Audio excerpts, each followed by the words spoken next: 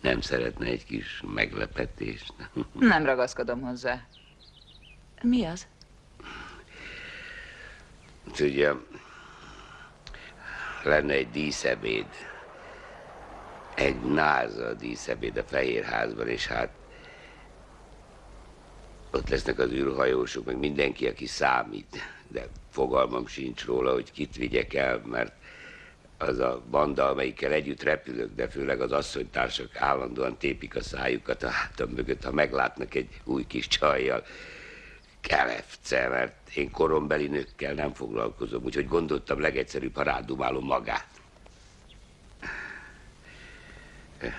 Különben most elhalasztották a cécót, de azért attól függetlenül tényleg meghívhatnám. Nagy hóhányó vagyok, mi? Lehet.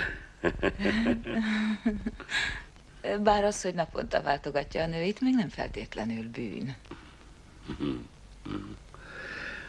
Kösz. Mit válaszolt volna, ha meghívom? De komolyan.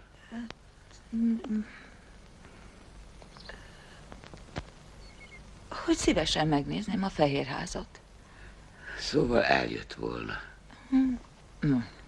Üssekavics nem vacsorázna velem valamelyik nap?